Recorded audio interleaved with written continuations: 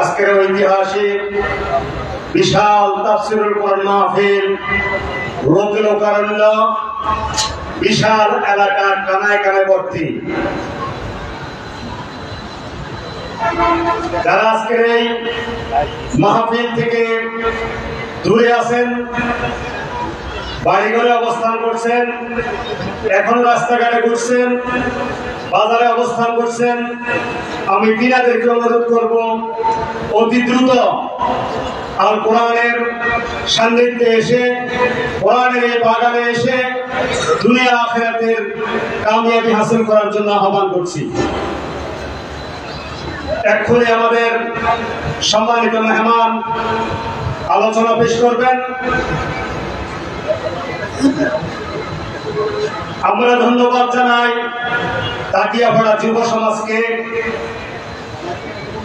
বড়তাকিয়ার এই এলাকায়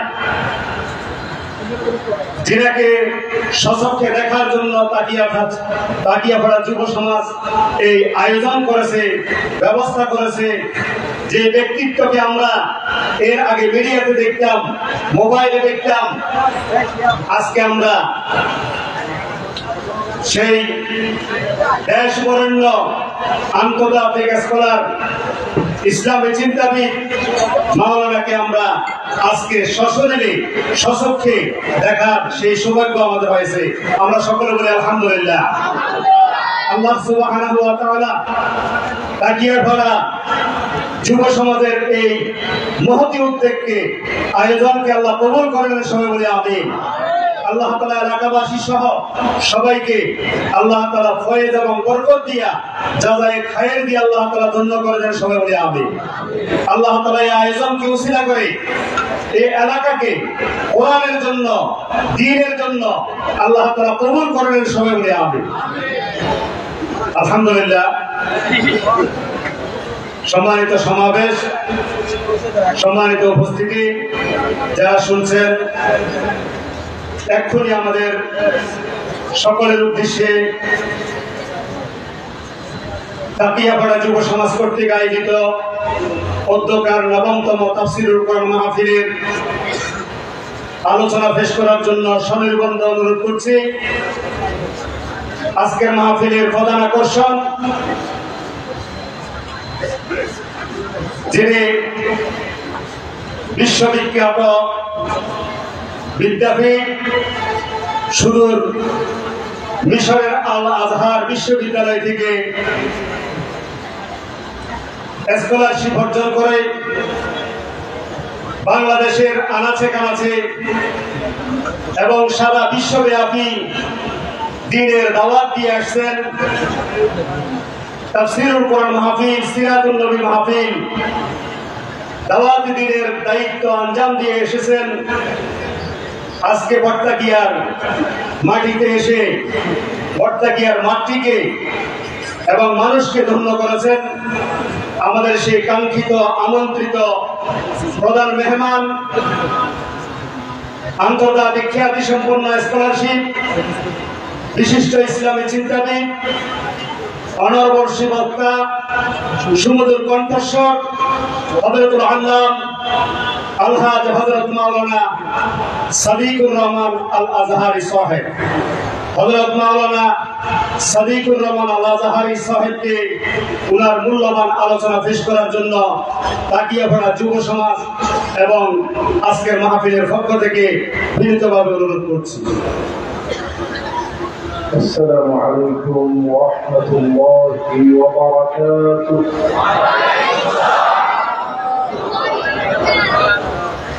সবাই কেমন আছেন? আলহামদুলিল্লাহ। আল্লাহ তাআলা আমাকে অনেক ভালো রেখেছেন, সুস্থ রেখেছেন, করছি আলহামদুলিল্লাহ। ইন্নাল হামদালিল্লাহ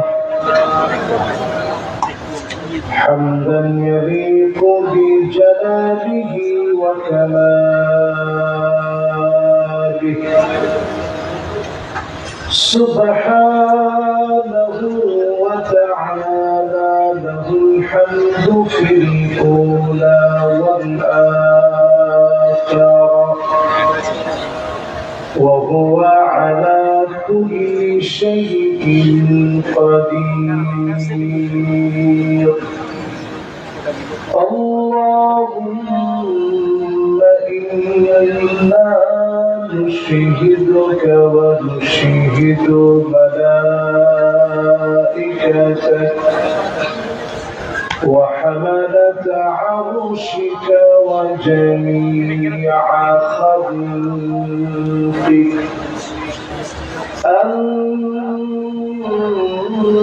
أنك أنت الله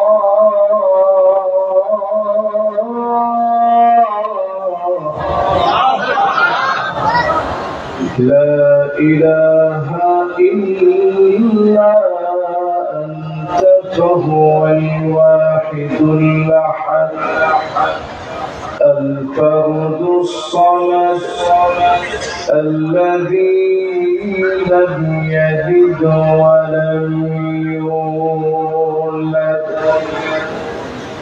ولم يكن له كفوا أحد ونشهد أن سيدنا وسندنا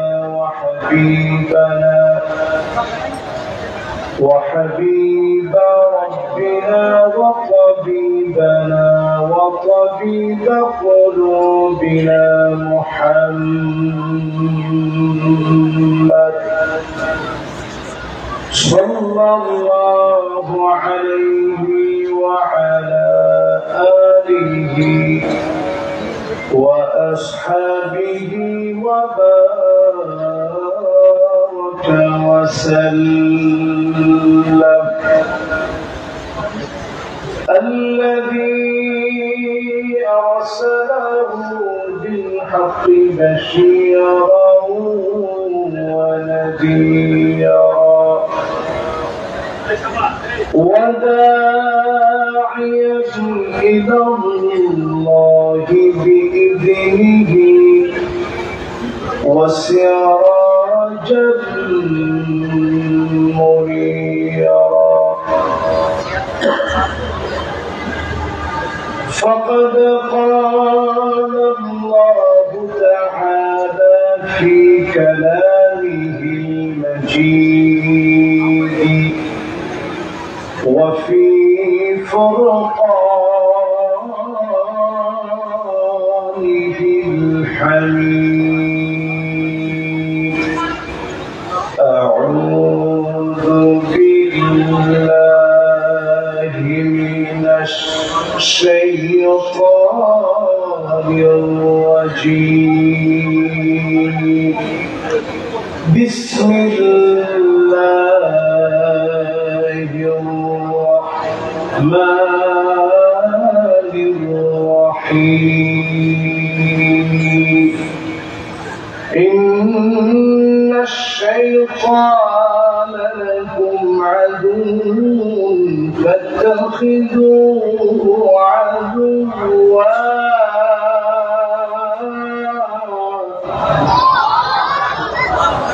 صدق الله العظيم وصدق رسوله النبي الكريم ونحن على ذلك لمن الشاهدين والشاكرين والحمد لله رب العالمين وقال تعالى في شان حبيبه مخبرا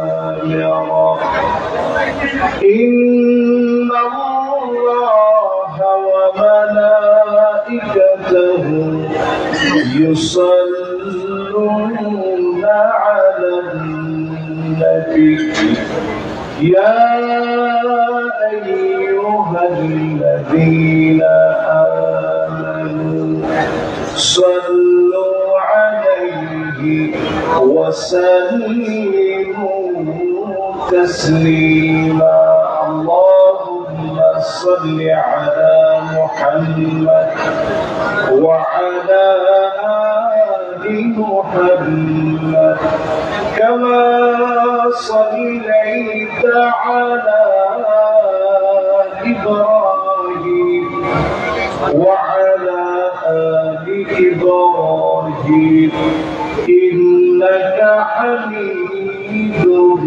مجيد اللهم بارك على محمد وعلى آل محمد كما باركت على إبراهيم وعلى آل إبراهيم إنك حميد مجيد قرن بلغ العلا بجماله كشف الدجى بجماله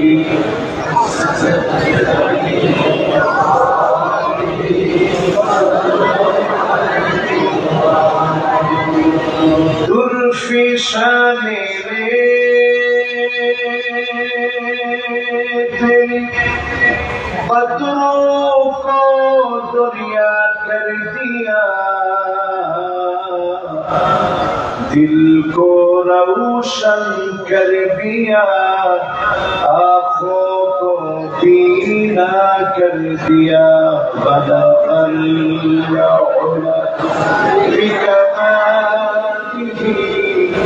كشف الدجى بجماله حسنت جميع خصاله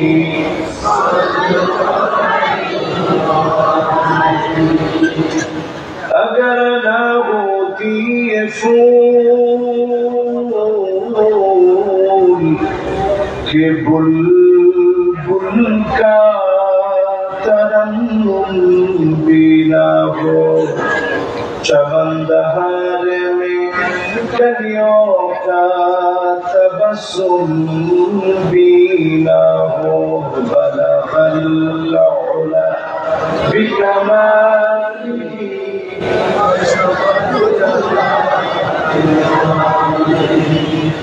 حسنت جمیع خصاله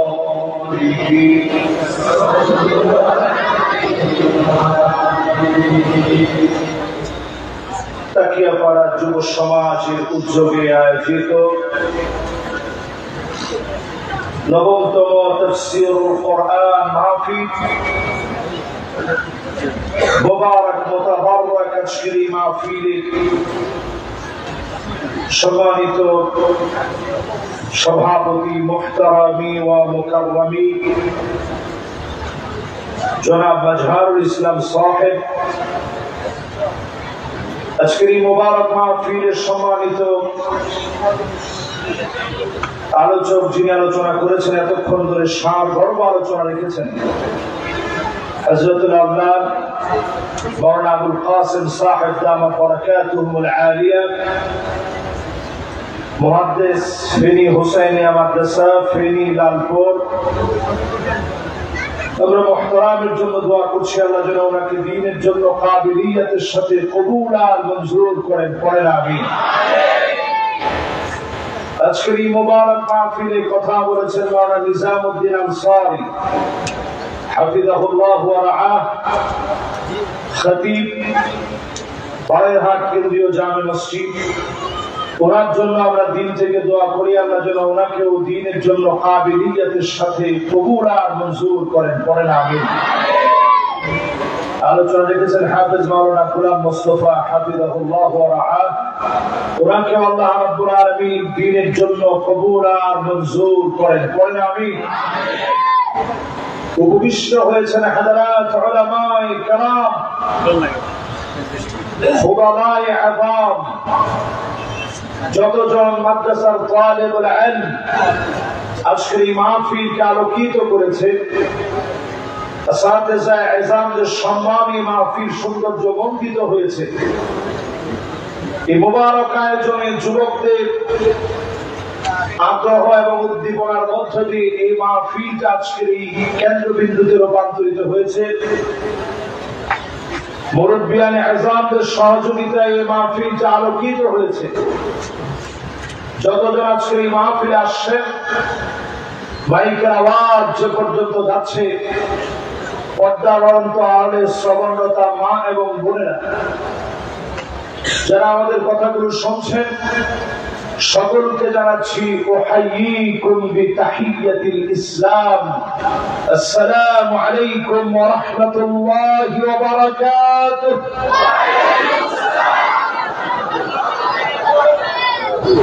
আমার কাছে মনে হয় শুধু মাদ্রাসার এখানকার যারা তালিবুল ইলম আছে এরা সালামের উত্তরটা হক আদায় করে নিচ্ছে, বাকিরা যারা আসতে নিচ্ছেন গুনাহ হয়নি, কোনো অসুবিধা হয়নি, কিন্তু একটু হিম্মত নিয়ে আওয়াজ করে আমরা উত্তরটা দিব। রাজি আছেন ইনশাআল্লাহ? আসসালামু আলাইকুম ওয়া রাহমাতুল্লাহি ওয়া বারাকাতুহু।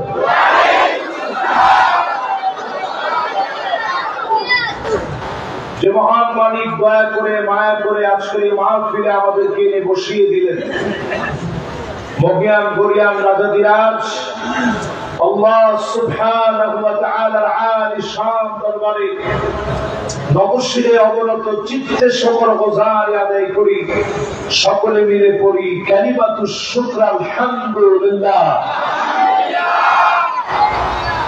আমার তো মনে হয় এইখানেও এই সাইডের লোকদের আলোচনা আওয়াজটা বেশি হচ্ছে, আলোচনায় সবচেয়ে সরব মনে হচ্ছে। একটু সবাই মহাব্বত নিয়ে বলি তো আলহামদুলিল্লাহ। আচ্ছা, এটা বলতে কি ভালো লাগে না খারাপ লাগে? সবার ভালো লাগে? আল্লাহর হাবিবের সাথ করেন আউয়ালু মান ইউদআ ইলাল জান্নাল হামিদুন।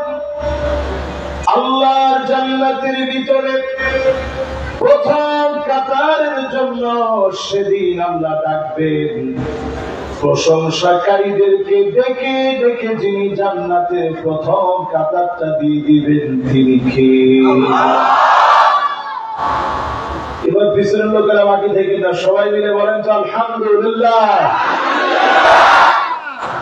আচ্ছা, কোন সময় আলহামদুলিল্লাহ বললে আল্লাহ খুশি হয়? ফিস-সাররাই ওয়াদ-দাররা, সুখে আর দুঃখে, কষ্টে আর আনন্দে, জীবনের বাঁকে বাঁকে যত সময় বাঁচবেন, জেলখানায় গেলেও প্রশংসা লাগবে কার? ফাঁসির মঞ্চে গেলেও কার? হাতের ভিতরে হ্যান্ডকাপ থাকলে, ডান্ডা বেরি থাকলেও কার? আল্লাহর এই প্রশংসা যদি সব সময় আদায় করতে পারেন, ডেকে ডেকে মালিক জান্নাতের প্রথম কাতারটা আপনাকে দাঁড় করায় পরিপূর্ণ করবেন। জোরে করে আল্লাহু আকবার। আল্লাহর জান্নাতের ভিতরে 120টা কাতার হবে। সামানুনা মিন উম্মতি, নবীর উম্মতদেরকে দিয়ে আল্লাহর জান্নাতের 80 কাতার যিনি পূর্ণ করে দিবেন তিনি কে? এবার একটু বুঝে শুনে বলেন তো দেখি, 80 কাতার পূর্ণ হবে কাদেরকে দিয়ে? ও সবাই তো একটু আশা নিয়ে বলতে পারলেন না, কাদেরকে দিয়ে? একটু বুকে হাত দিয়ে বলেন আমাদেরকে দিয়ে। কাদেরকে দিয়ে? আমাদের গুনাহের কারণে এটা আমরা আশা করতে একটু ভয় লাগে, কিন্তু আমাদেরকে দিয়ে আল্লাহ জান্নাতের 80 কাতার ইনশাআল্লাহ আল্লাহ পুরা করে দিবে। জোরে করে আল্লাহু আকবার।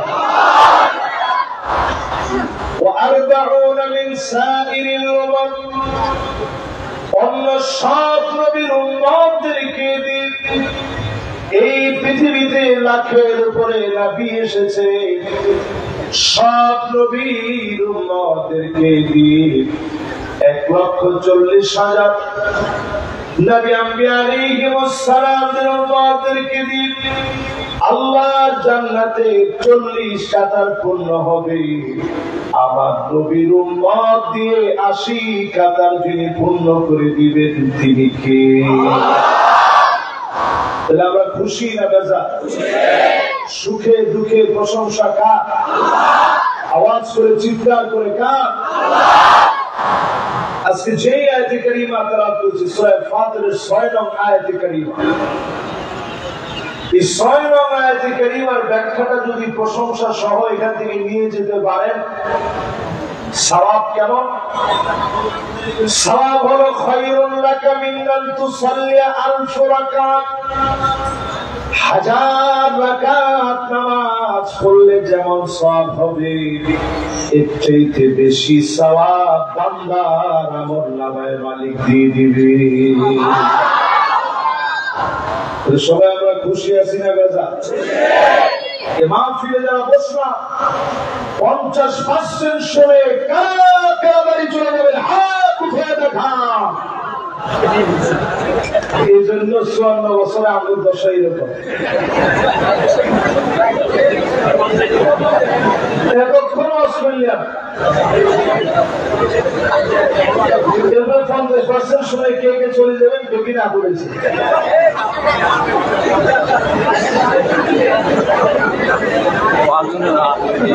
কয় পার্সেন্ট শুনবেন? 100%।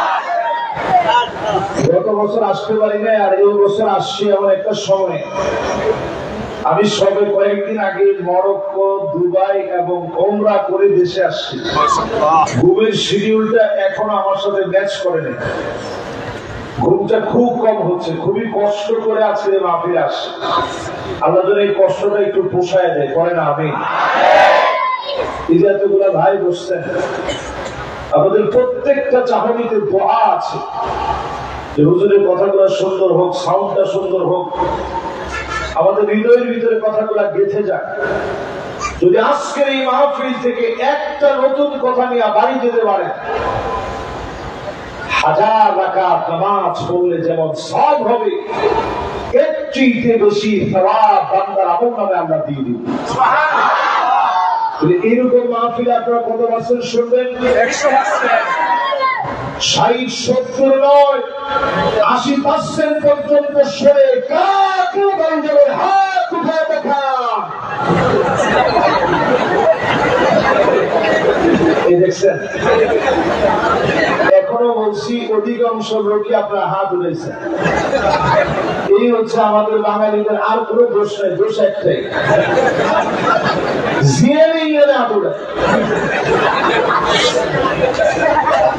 এই জন্য আজকে এখানে নিয়োগ করে ফেলেন, আমরা এখানে শুনবো। কত পার্সেন্ট? দেখি কারা কারা 100% শুনবেন, হাত এখন টান করে উঠান। মাশাআল্লাহ, একজন মাস্টার থেকে মাদ্রাসা পড়ে বলে দেন, তাকবীর দেন, পুরো মাঠ যেন আলহামদুলিল্লাহ আলোকিত হয়ে যায়।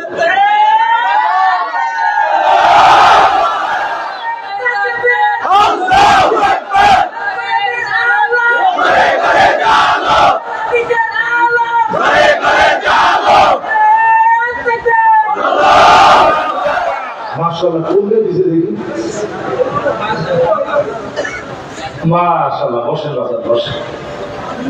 খুবই সুন্দর একটা তাকবীর হয়েছে, কিন্তু আমরা আর ঘরে ঘরের দিকে আর যাইতেন চাই। আর কত 54 বছর শুধু ঘরে ঘরে গেল। আমরা এবার কোরআন সুন্নাহর আলো একেবারে ডাইরেক্ট পার্লামেন্টে আমরা জ্বালাইতে চাই। স্লোগানটা এরকম দিতে পারবেন নি? কেউ পারবেন? একটু দেন শুনি।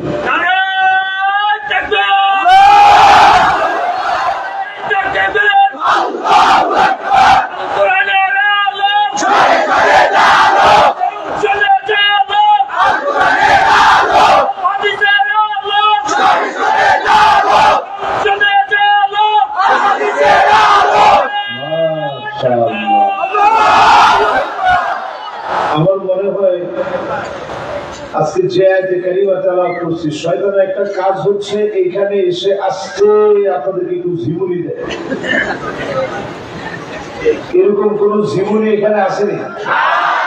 ঘুমের 3 প্রকার, সিনাতুন, নুআসুন আর নাওমুন। সিনাতুন মানে হচ্ছে আস্তে সিরম করে, নুআসুন মানে আস্তে পাটা সামনের দিকে দিয়ে দিচ্ছে, আরেকজনের হচ্ছে কাঁধের হচ্ছে হাতটা দিয়ে দিচ্ছে, এটারে আরবিতে বলে নুআসুন। নাওমুন বলে আর অসম্ভব যত আজি করেন জুতা জুতা নিয়ে বাড়ির দিকে রওনা হচ্ছে। এই 3 প্রকারের কোন প্রকারের ঘুম কি এখন আপনাদের আছে? কারো কোনো ঘুম নাই তো ইনশাআল্লাহ? চলে এবার আমরা তাফসীরে প্রবেশ করি। সুন্দর একটা পরিবেশ এসেছে মাশাআল্লাহ, আমার কাছে এত ভালো লাগতেছে। সব ইয়ং জেনারেশন, আলহামদুলিল্লাহ।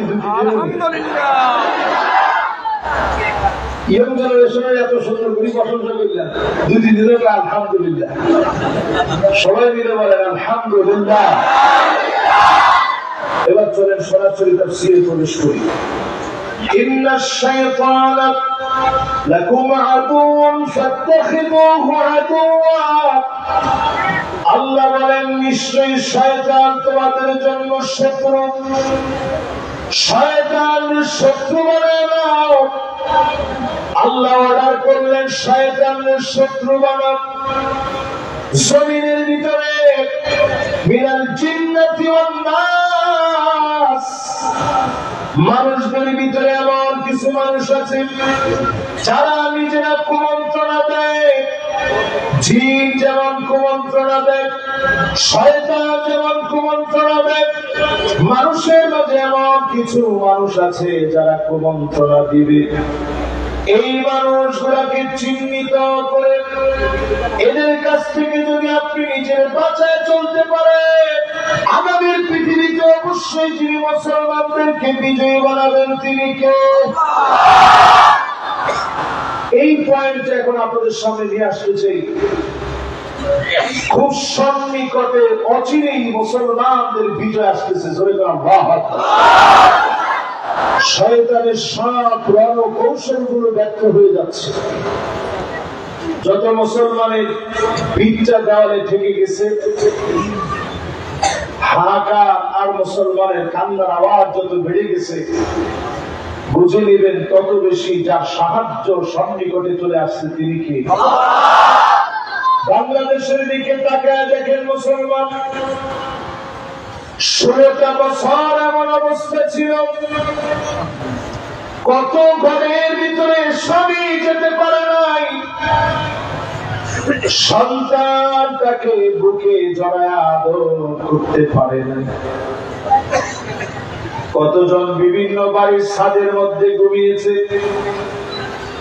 বিভিন্ন পুকুরের পাড়ে মশার কামড় খেয়ে ঘুমিয়েছে, কবরের পারে গিয়ে পাশে গিয়ে মানুষ জীবিত হয়ে শুয়ে রয়েছে। আর ডাক দিয়ে দিয়ে বলেছে ইয়া লাইতানি মাকানা, হায় আল্লাহ এই জায়গায় তুমি আমাকে নিয়ে যাও না কেন? দুঃখ কষ্ট থেকে আবেগ থেকে বলেছে মালিক কবরের মধ্যে তুমি আমাকে নিয়ে যাও।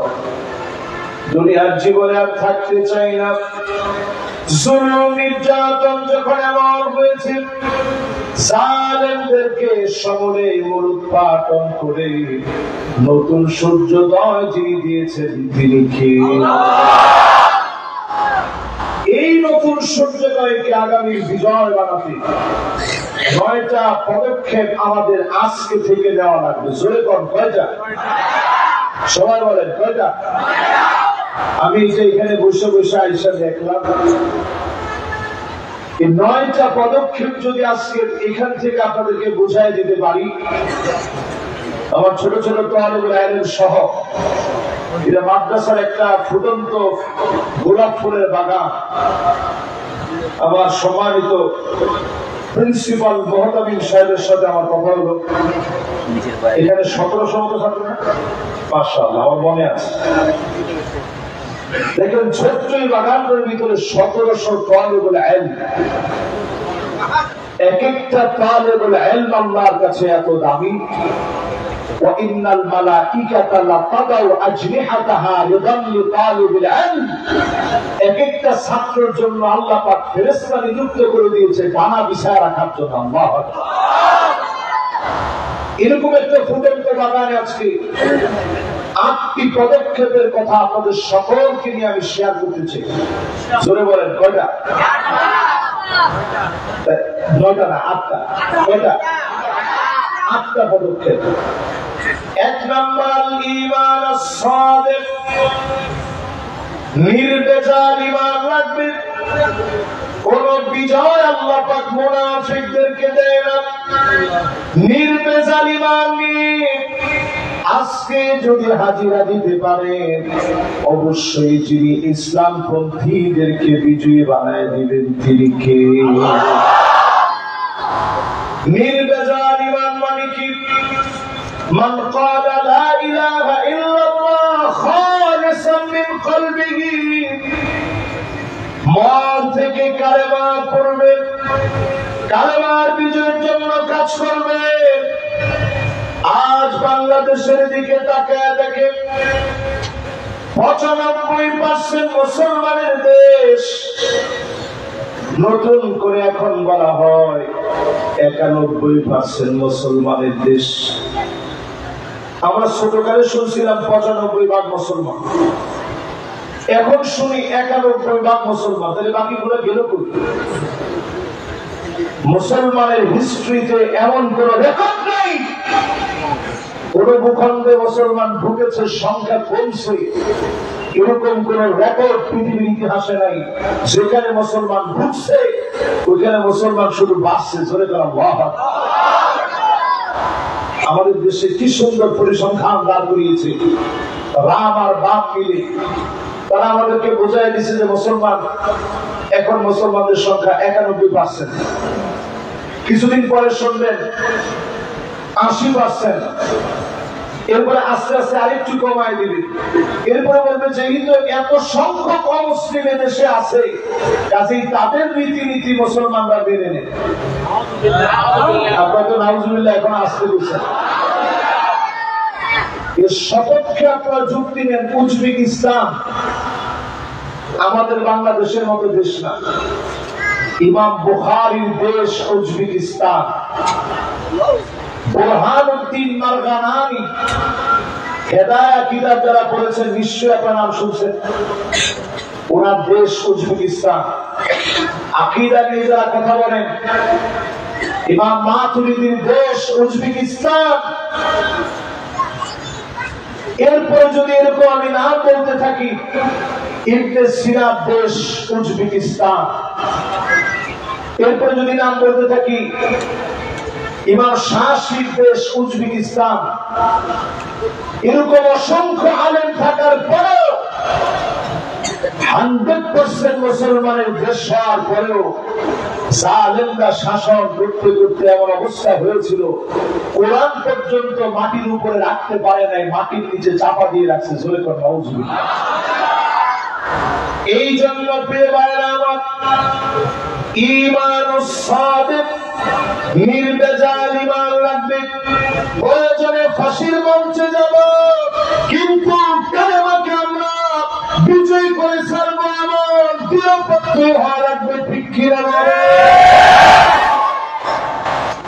যারা দুনিয়া থেকে চলে গেছেন ওনারা যদি আমাদের মতো সুবিধাবাদ জিন্দাবাদ হইতেন, ওরা তো বলতে পারতেন গলার ভিতরে ফাঁসির দড়ি নেওয়া দরকার নাই, যা করছি জীবনে ভুল করছি, আল্লাহ রাস্তায় গোপনে গোপনে মাপ চাই, গোপনে গোপনে মাপ করে দেন, কাউকে বলা দরকার নেই। ওনারা ইচ্ছে করলেই দেশ ছেড়ে চলে যেতে পারত। বর্তমান যারা দেশ ছেড়ে চলে গেছে তারা দেশের জনগণের নেতা হতে পারে। একটু তাকায় দেখেন, যারা দেশে ছিল ওনাদের সবার সুযোগ ছিল, আমেরিকায় ভিসা ছিল, ওনারা যেতে পারতেন, কিন্তু ওনারা একজনও গিয়ে থাকে নাই। কারণ তারা প্রত্যেকে বলেছে এই দেশ আমার, যদি মরতে হয় কালেমার জন্য এই দেশে মরবো। আল্লাহু আকবার। সাহাবীর নাম হারাম বিন মিলহান। হারাম বিন মিলহানকে আল্লাহর হাবিব দাওয়াত দিয়ে পাঠালেন। হারাম বিন মিলহান দাওয়াত নিয়ে গেলেন। কাফেরের কাছে গিয়ে যখন কালেমার দাওয়াত দিলেন, কাফের আর দেরি করে নাই, তরবারিটা খুলে ফেলেছে। হারাম বিন মিলহান বুঝে গেলেন এখনই কাফের তরবারি দিয়ে আঘাত করবে। ওনার সাথে কোনো তরবারি নাই। আগে তরবারি জমা দিয়ে আসতে হয়েছে, খালি হাতে কালেমা দিতে গিয়েছে।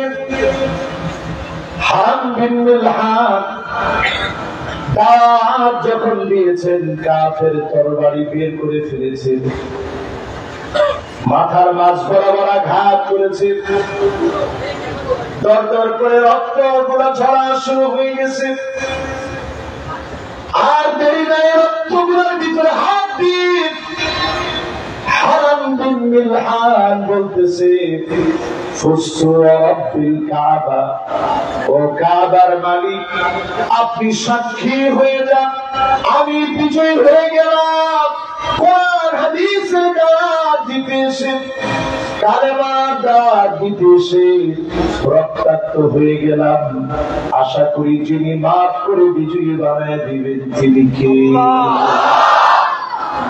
এই জন্য এক নম্বর যেটা লাগবে আগামীর পৃথিবীর নেতৃত্ব আর বিজয়ের জন্য, ঈমান সাদিক, সত্য ঈমান লাগবে। জোরে কর, কেমন ঈমান? আরো জোরে কর।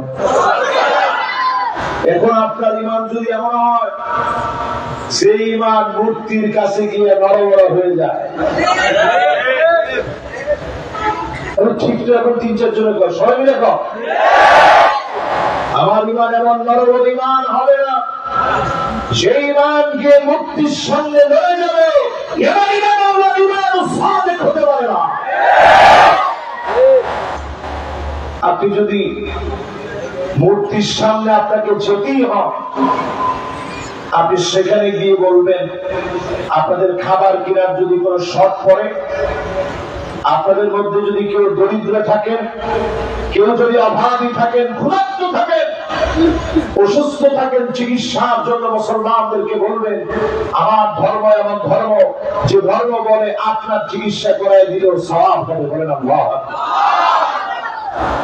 আপনি কি মূর্তির প্রশংসায় বললেন না যে যখন আমাদের দেশে গদচরে মা দুর্গা আসে তখন দেশের ফলন ভালো হয়,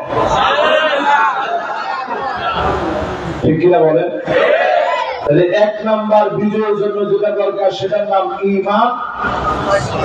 আল ঈমান আস-সাদিক। বলেন আল ঈমান। কেমন ঈমান লাগবে?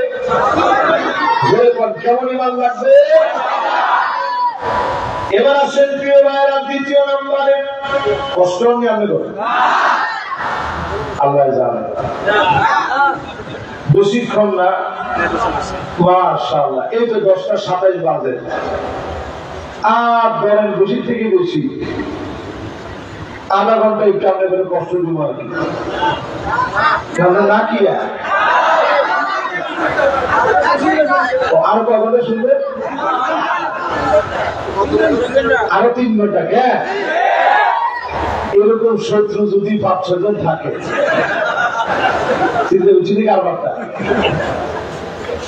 যাক, তাও যদি 3 ঘন্টা শুনতে চাইছে, গান বাজনা শুনতে চাইছে, আল্লাহ কাসম, ওর যদি আর আধা ঘন্টা হয়, কিন্তু এই যে লোকটা বলে যে হুজুর আরো 3 ঘন্টা শুনবো, আধা ঘন্টার ভিতরে আল্লাহ পাক 3 ঘন্টার পূর্ণ সওয়াব আল্লাহ দান করে দিচ্ছে। এর নাম ভালো কাজে আসে। ভালো কাজে আসলেই নিয়ত করলেই সওয়াব। এবার যারা বসছেন, 1 নাম্বারটা সবাই একটু মুখস্থ করেন। 1 নাম্বারটা কি? যেরকম কি লাগবে? নির্বেজাল ঈমান লাগবে মুসলমান। সাহাবায়ে কেরামের ঈমান ছিল নির্বেজাল। যে ঈমান নির্বেজাল হবে, অল্প সংখ্যক মানুষ দিয়ে যিনি বিজয় দিয়ে দিবেন তিনি কে? 2 নম্বরে লাগবে তাদহিয়াত, কুরবানি লাগবে। জোরে কোন কি লাগবে? আর একটু জোরে কোন কি লাগবে? আল্লাহ নবী শিয়াবে আবি তালেবের ভিতরে গাছের পাতা পর্যন্ত খেয়েছেন। আল্লাহ নবী কষ্ট করে ক্ষুধার যন্ত্রণায় ত্রাহি ত্রাহি করেছেন। ছোট ছোট শিশু বাচ্চা গুলার পেট গুলা পিঠের সঙ্গে লেগে গেছে। এত পরিমাণ যন্ত্রণা সেই শিয়াবে আবি তালেব দিনের পর দিন নবীজি জেল খেটেছে। যেই নবীকে দেখলে হৃদয় ঠান্ডা হয়ে যেত, এমন নবীকে মেরে ফেলার জন্য তারা ষড়যন্ত্র করেছে। তার উন্নতি বসে ষড়যন্ত্র করা বড়। আল্লাহ নবীকে আমরা জানায় দিলেন হিজরত করা লাগবে। وَإِذْ يَمْكُرُ بِكَ الَّذِينَ كَفَرُوا لِيُثْبِتُوكَ أَوْ يَقْتُلُوكَ أَوْ يُخْرِجُوكَ। নবী আপনাকে তারা জেলখানার ভিতরে বন্দী করবে। আওয়াজ করে বলেন, কোথায় বন্দী করবে? দুই নম্বরে আল্লাহর কোরআন বলতেছে নবী তারা আপনাকে হত্যা ষড়যন্ত্র করবে। নাউযুবিল্লাহ, একটু জোরে কও। তিন নম্বরে কোরআন বলছে নবী তারা আপনাকে বের করে দিবে। আল্লাহ নবীর আর বুঝতে বাকি নাই, আর মক্কায় থাকা হবে না। আল্লাহ নবী বিশ্ব নবী, নবী আমার মুহাম্মদুর রাসূলুল্লাহ সাল্লাল্লাহু আলাইহি ওয়াসাল্লাম মক্কা থেকে হিজরত করে মদিনায় গেলেন। কুরবানি শুরু করে দিলেন। একটার পর একটা পরীক্ষা দিলেন। এই পরীক্ষার মাধ্যমে যিনি দিনকে বিজয়ী বানায় দিলেন তিনি কে? বাংলাদেশে অনেকগুলা পরীক্ষা এই পর্যন্ত হয়েছে। শাপলা চত্বরের পরীক্ষার কথা আপনাদের মনে আছে? মনে আছে? এই পরীক্ষার কথা দেখে ছোট ছোট বাচ্চারা এরাও বলছে যে মনে আছে। অনেকের হয়তো ওই সময় জন্ম হয়নি, কিন্তু তারা এটা শুনছে। কেমন যেন আসহাবে ফিল, আব্রাহার বাহিনীকে যেভাবে ধ্বংস করা হয়েছে, এই ঘটনা যেমন পরবর্তী সময়ে সবাই মনে রেখেছে। জালেম শয়তানের প্রত্যেকটা কাজ সবাই মনে রেখেছে। একটু চিন্তা করে দেখেন, ওই শাপলা চত্বর দিয়ে তারা কিন্তু আমাদেরকে হারায় দিতে পারেনি। ছোট ছোট বাচ্চাগুলা তার প্রমাণ। কোরবানির রক্ত কখনো মানুষ ভুলে যায় না, বৃথা যেতে দেয় না। যিনি বিজয় দেন তিনি কি? উদাহরণ দেন মুসলমানদের ভিতরে খালিদ বিন ওয়ালিদ রাদিয়াল্লাহু তাআলা আনহুর হাত ধরে এত বিজয় আসছে। মুতার প্রান্তে 19টা তরবারি ভেঙে ফেলেছে। তারপরে যিনি মুসলমানদেরকে বিজয় দিয়েছেন তিনি কে?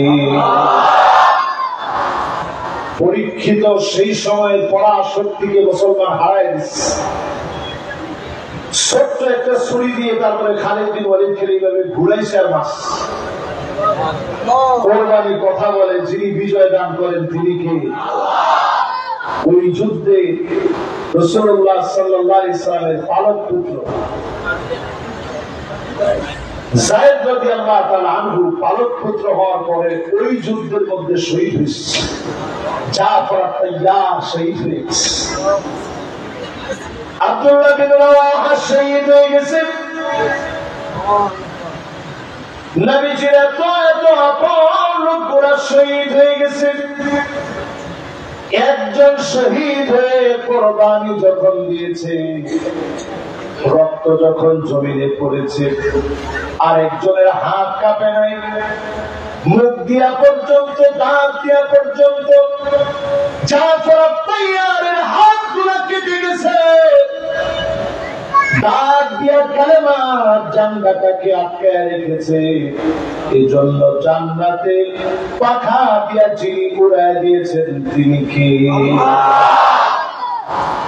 জমিনের ভিতরে কোরবানি রাখবেন। আপনি একটু চিন্তা করে দেখেন আপনার কোরবানি কি? এই জমিন আপনি দিন কায়েম করতে চান, কি কোরবানি আপনি দিয়েছেন? যদি আপনার কোরবানি থাকে আপনি নিশ্চিত জেনে রাখেন, আজ কিংবা কাল যিনি অবশ্যই কালেমার পতাকাকে বিজয়ী বানায় দিবেন তিনি কে? আমি 8টা বিষয় বলবো, গেছে কয়টা? কষ্ট হননি? বাকি আছে কয়টা? এবার 2টা একটু পড়া দেন। 1 নম্বরটা কি? মাশাআল্লাহ, লিল্লাহি তাকবীর। আর বন্ধা ভরে গেছে আলহামদুলিল্লাহ। কিসের কি? মাহফিলে আসলে শরীর সুস্থ হয়ে যায়, আলহামদুলিল্লাহ। 2 নম্বরটার নাম কি? এটা আমরা যে কোরবানি দিয়ে গরু খাই এটা না। আমরা যে কোরবানি দিয়ে গরু খাই পুরো 1 বছর লাগায় ফ্রিজের মধ্যে রাখি, 1 বছর এমন অবস্থা হয় পরের বছর গোস্ত পছন্দ হয়ে যায়। ফ্রিজ পরিষ্কার করার সময় দেখে কি বন্ধ না চলে, কোরবানি না। সামান্য ধুলিবালি যদি আপনি দিন বিজয়ের জন্য পায়ে লাগান, সহিহ হাদিসে নবীজি বলেন, সহিহ হাদিসে নবীজি বলেন, হারামাহুল্লাহু আলাইহিন নার, 4 পা ধুলায় মলিন হবে দিন বিজয়ের জন্য এমন লোকের জন্য যিনি জাহান্নামের আগুন হারাম বানায় দিবেন, তিনি কে? আজকে থেকে একটু চেষ্টা করি, ইনশাআল্লাহ তো আসতে না করেন। এবার পরেরটাই চলেন, 3 নম্বর। কোন নাম্বার? আল আখযু বিল আসবাব, সবব গ্রহণ করা লাগবে। যেখানে অস্ত্র লাগাবেন, যেখানে চোখের পানি দরকার চোখের পানি ফেলবেন। অস্ত্র লাগানোর কথা বলছি, অনেকে আবার বলবে হুজুর ডাইরেক্ট অস্ত্রের কথা বলে দিচ্ছি। এত হালকা কথা বলে তো চলতো না। এই যে দেখেন আমার পকেটে 2টা অস্ত্র আছে।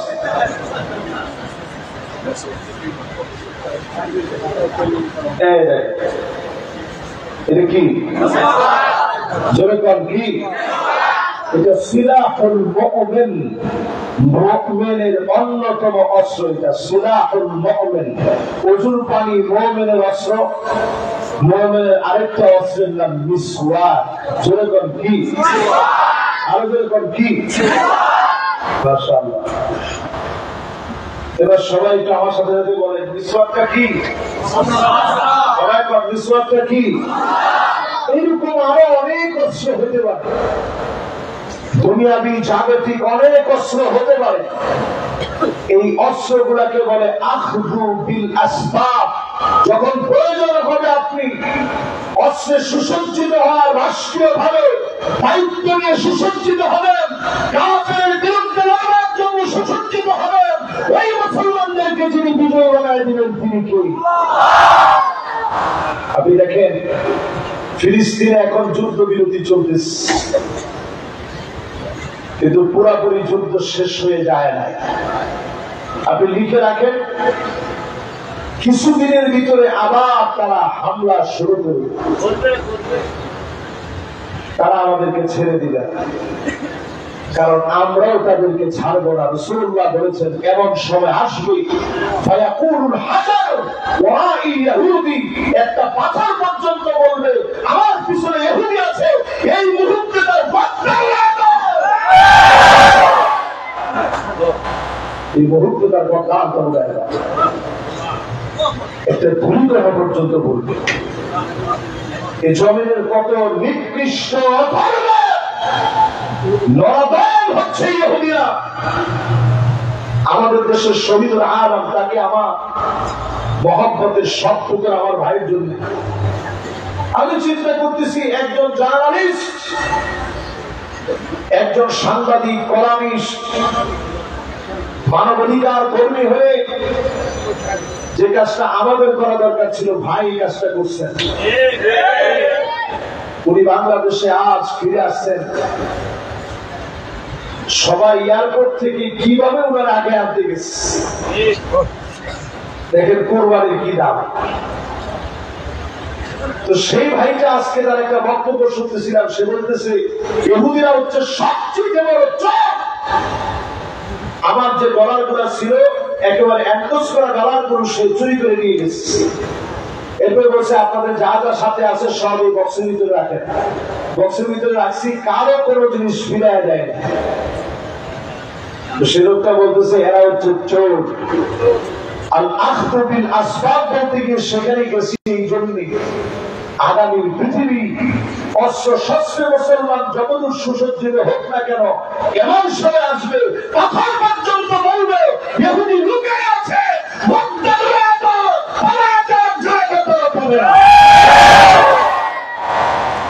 এক ইঞ্চি জায়গায় পৃথিবীর ভিতরে তারা পাবে না পাওয়া থাকা। সেই দিনটা আসতেছে মুসলমান ইনশাআল্লাহ। আল্লাহ হাবিব বলেন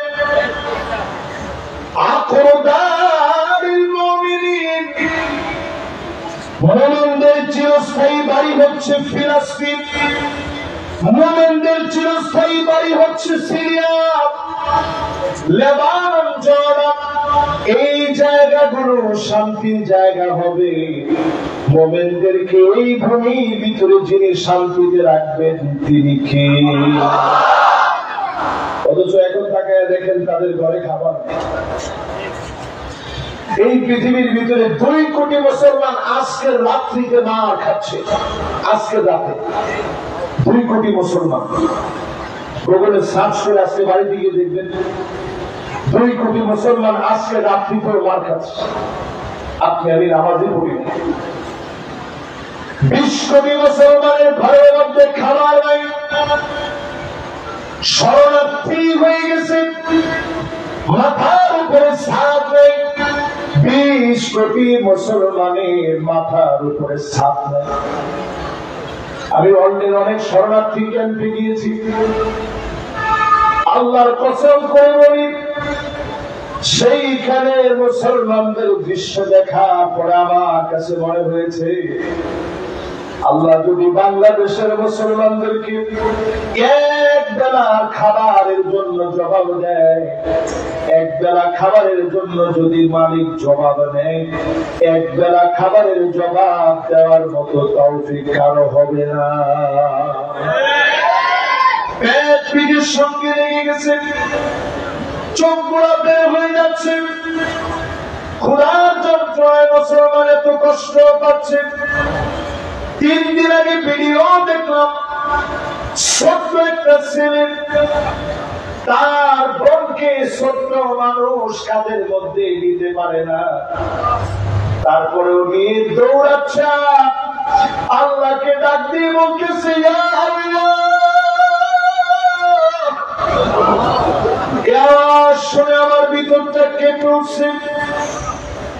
এই প্রত্যেকটা যদি মালিক আপনাকে প্রশ্নবিদ্ধ করে জিজ্ঞাসা করে দিন কায়েমের জন্য তোর কতটুকু চেষ্টা ছিল, দিন কায়েমের জন্য কতটুকু অবদান তোমার ছিল, আল আখযু বিল আসবাব, অনুকরণীয় কৌশল তুমি কেন অবলম্বন করো নাই, সেই দিন আপনি আল্লাহর সামনে প্রশ্নবিদ্ধ হয়ে যাবেন। আজকে থেকে নিয়ত করেন জমিনে যতদিন বাঁচবেন শুধুমাত্র কৌশল অবলম্বন করবেন দিন বিজয় করার জন্য। এই কৌশলের কারণে দিনকে যিনি বিজয় বানায় দিবেন তিনি কে? মক্কা বিজয়ের দিন নবীজি সবচেয়ে বেশি টয়লেট বানাইছে, আর টয়লেটের সামনে লম্বা লম্বা সিরিয়াল লাগাই রাখছে। কাফেররা দূর থেকে তাকায় তাকায় দেখতেছে, চিন্তা করছে কি এত লম্বা লম্বা সিরিয়াল, ঘরের ভিতরে কি অবস্থা? টয়লেটের সামনে যদি এত সিরিয়াল হয়, ঘরের ভিতরে কি অবস্থা? শুধু এই সিরিয়াল দেখে বহু কাফের আর দেরি করে নাই, দলের দলের কালেমা পড়ে মুসলমান হয়ে গেছে। এই জন্য সুকৌশলে প্রবেশ করেন,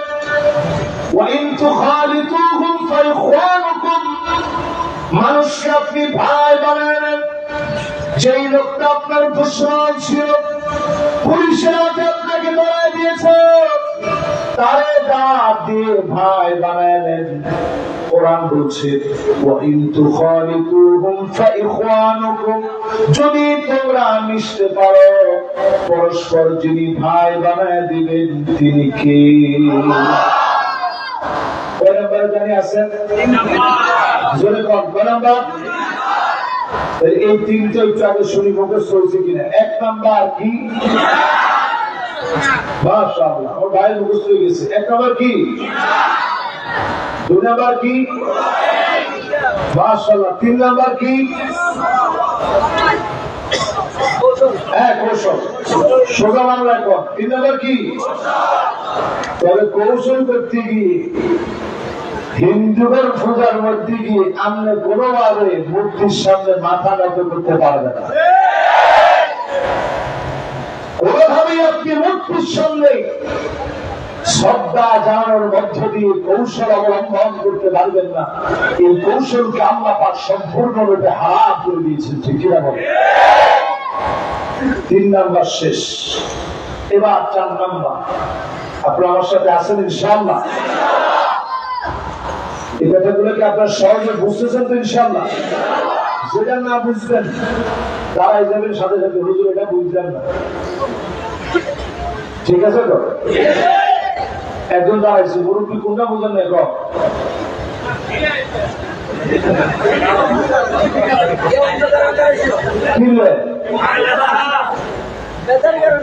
ও না না ঠিক আছে ঠিক আছে আহা কিন্তু বয়স আমি রয়েছে না কিন্তু বয়স হোক না আনলো এরপরে সাইয়ের মাহফিলে কয়জনে গেছেন আর কয়জনে যাবেন সুবহানাল্লাহ আগের দিনে মানুষ বড় নেককার মানুষ আগের দিনে মানুষ বড় সরল মানুষ কিন্তু দাঁড়াইছে আমি তো মনে করছি যে কোনোটা প্রশ্ন আসছে এখন শুনলাম না উনি ব্যথার জন্য দাঁড়াইছে আল্লাহ ওনার ব্যথা ভালো করে দিক সুস্থ করে দিক করে না আমি তাহলে বলেন এবার কয় নম্বরে যাবো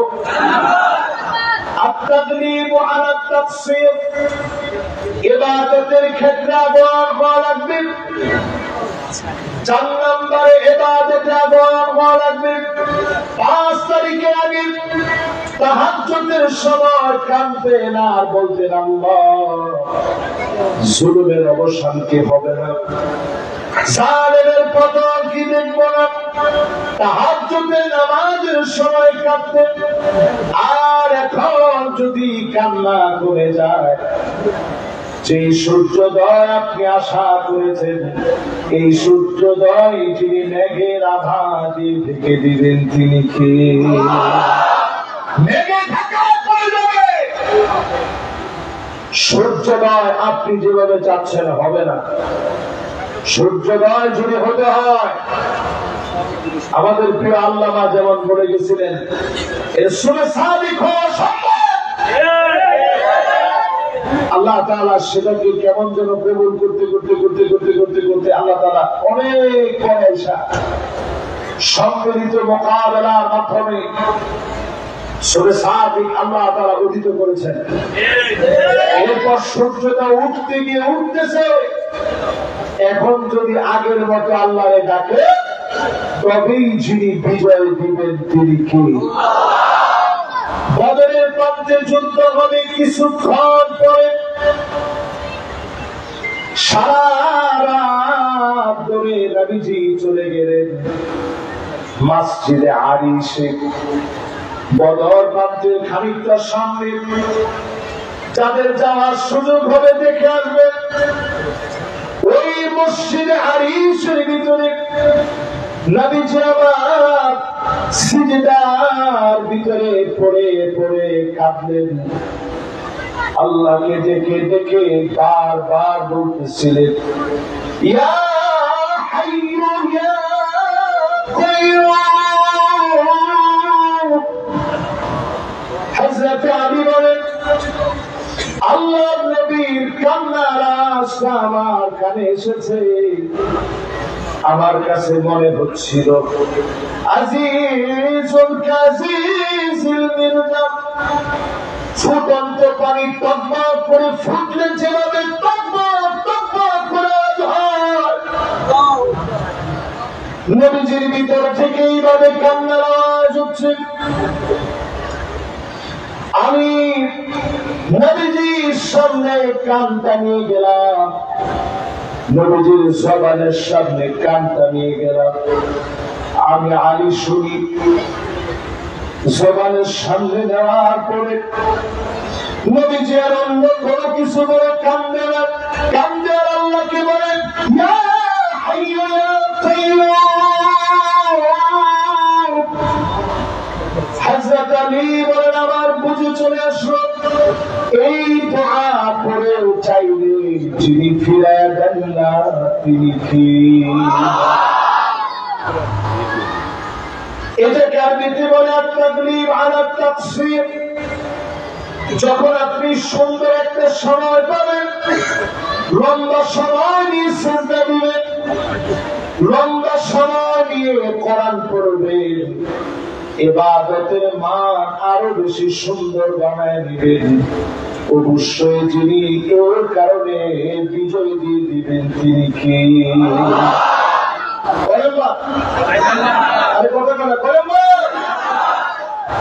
এখন আবার এরকম করিয়েন না, সুন্দর প্রাপ্তি বেরিয়ে গেছে যে না ওদের কাম আছে। কি কাম আপনার? কি কাম?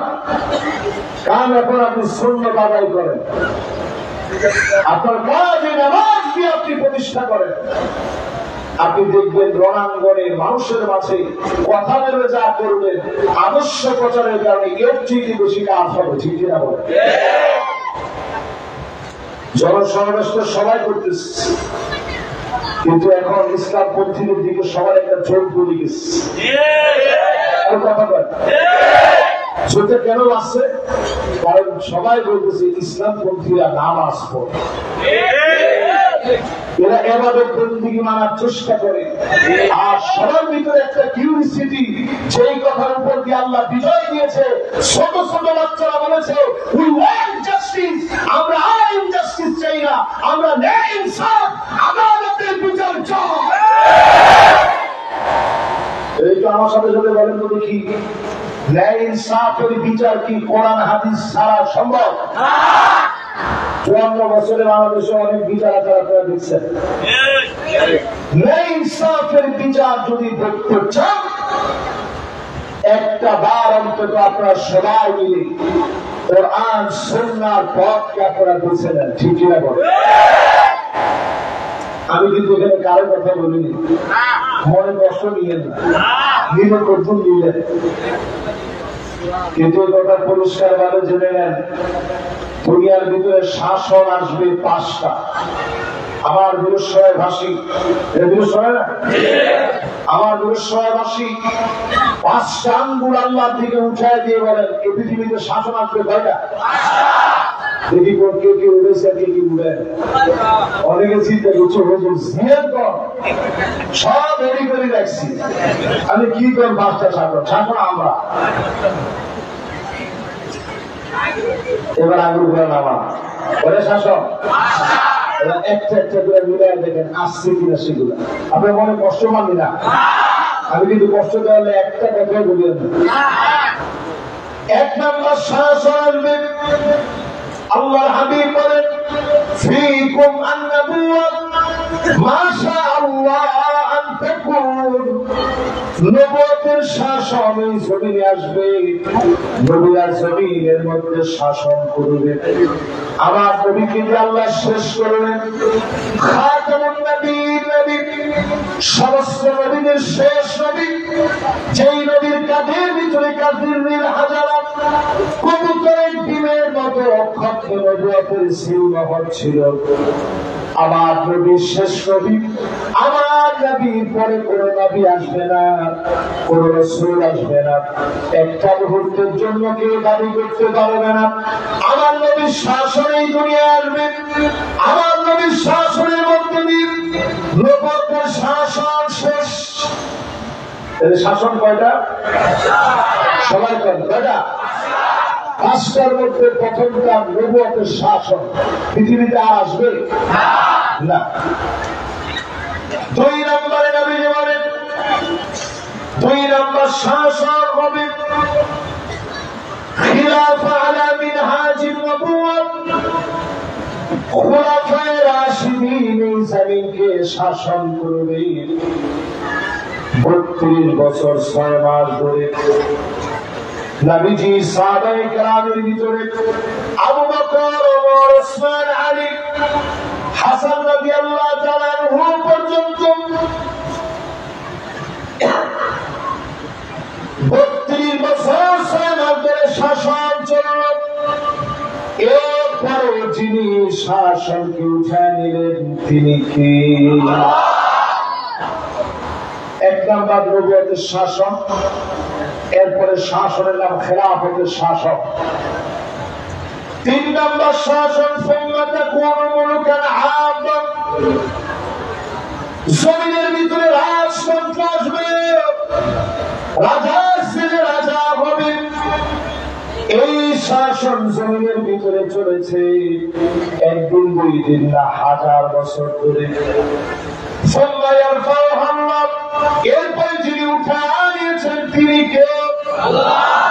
এখন কিছু কিছু জায়গায় আছে, সৌদি আরব, জর্ডান, আর কয়েকটা জায়গা মরক্কো, এই কয়েকটা জায়গার ভিতরে এখনো রাজতন্ত্র আছে। দুবাই, সংযুক্ত আরব আমিরাত সহ কয়েকটা দেশে এখনো রাজতন্ত্র আছে, বেশি দিন আর টিকবে না। এটাকে যিনি উঠায় নেবেন তিনি কে? কিন্তু আমাদের শাসকরা কেমন ছিল? এবছর আমি মরক্কো গেছি, তারেক বিন জিয়াদ